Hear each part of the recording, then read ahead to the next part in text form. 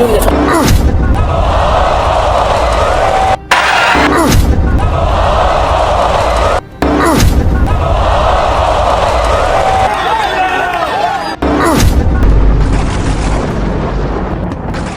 sa lakas ng kanyang mga suntok, siya ay napagkamalan may anting-anting.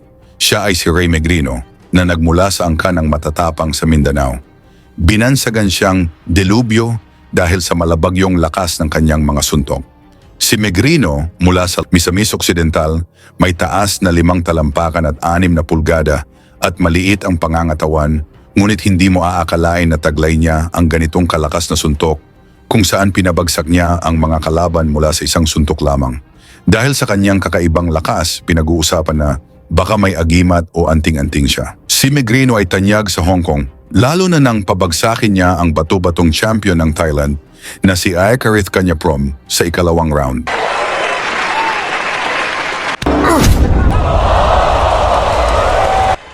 Na para bang hinampas ng tubo si Kanyaprom, tulog ito kaagad matapos tamaan ng suntok ni Megrino. Dahil dito, lalo pang humanga ang mga insik sa lakas ng Pinoy na si Megrino. Mas sumikat pa si Megrino sa Hong Kong nang nakasagupan niya ang prospect ni Bob Arum. Sa kagustuhan ng mga fans sa Hong Kong na makita muli ang lakas ni Megrino, muli siyang pinabalik doon para labanan ang binansagang Mike Tyson na si Jason Tyson, butar-butar, na ang mga suntok ay hinahambing sa heavyweight champion na si Mike Tyson. Si Butar-Butar ay isang prospect ng Top Rank Promotions, kaya't naroon si Bob Arum upang personal na panoorin ang kanyang pambato at posibleng dalhin ito sa Amerika sa sunod na laban. Hindi rin naman talaga basta-basta si Butar-Butar, may record siyang 22 panalo, 2 talo at 20 knockout at bumiktima na rin ng maraming Pinoy. Sa pagbungad ng laban, ipinamalas kaagad ni Tyson ang kanyang bilis at lakas ng mga suntok habang si Megrino naman ay nag-aabang ng tamang pagkakataon para pabagsakin ang pambato ni Bob Arum.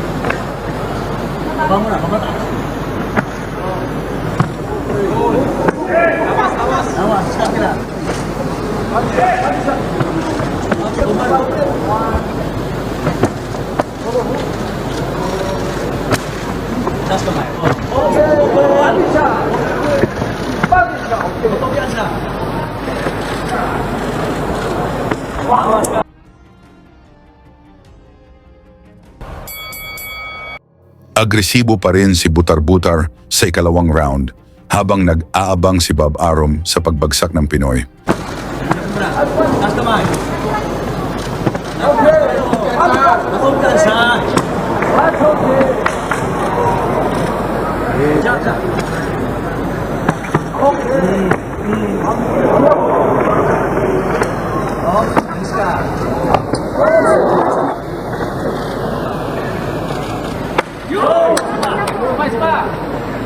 Sampai apa ya? Body. Balik ke mana? Siap lagi.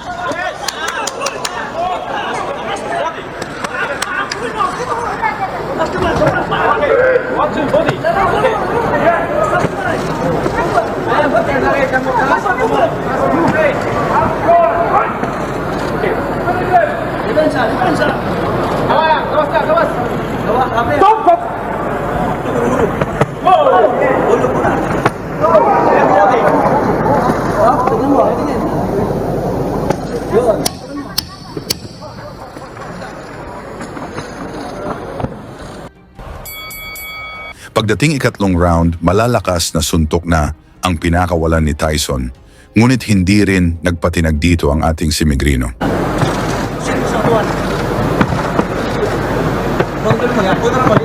And body.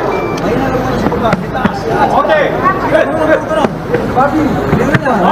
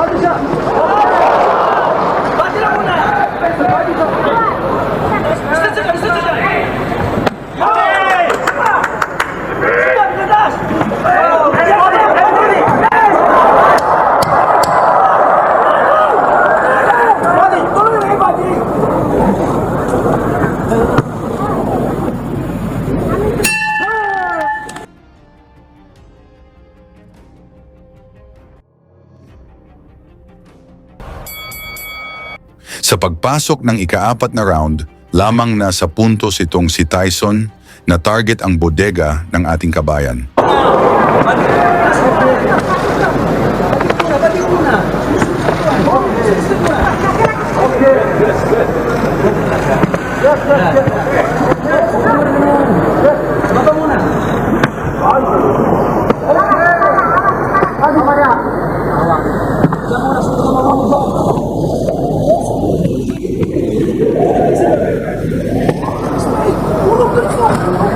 And body.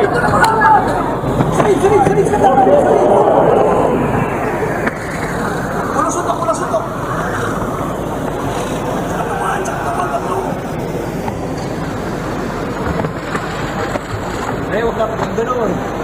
Bilis mo katawan, wala nang oras. Okay. Ano mo lang, ba't yung pagkas taas? Kung may kabati. Dagdag sa business sa dyan. Oh! Pressure, pressure. Body! Body, relax lang. Body, bago taas. Doon, tuloy mo. Yan. Apat anin. Apat anin. Depensa. Doon sa kanil. Sige. Hulog straight muna. Hulog straight. Hulog lang. Hulog straight. Hulog lang. Hulog straight. Hulog lang. Okay.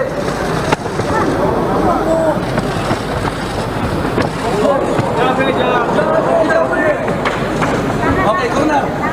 Set. Yeah, wait mo muna. Push na, pwede mo ulit. Pwede mo ulit. Stop. Ayaw, ganda. Suntukin mo. Wala na oras. Ha? Damang na sabi, ha? Damang na sabi. Go. Sige.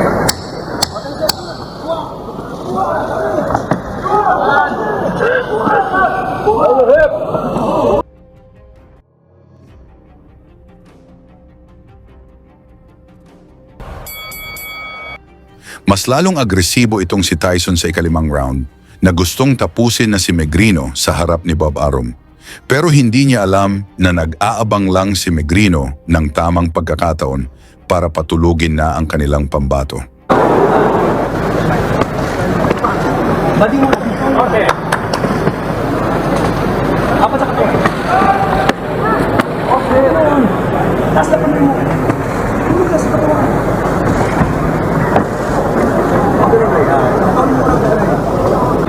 Yan, ang mo na salit.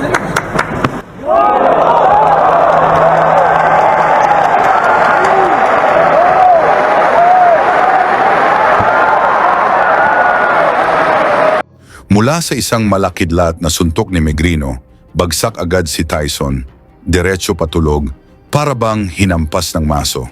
Dahil sa lakas ng suntok, kinailangan pa nila itong gisingin upang makahinga. Yan, kabila mo na, sarid.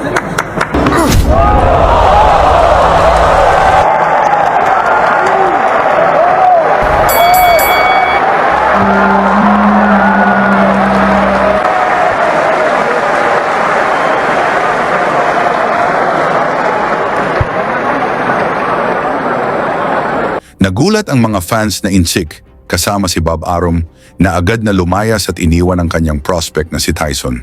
Nakuha ni Megrino ang knockout na panalo sa ikalimang round at dahil dito, biglang nawala si Bob Arum.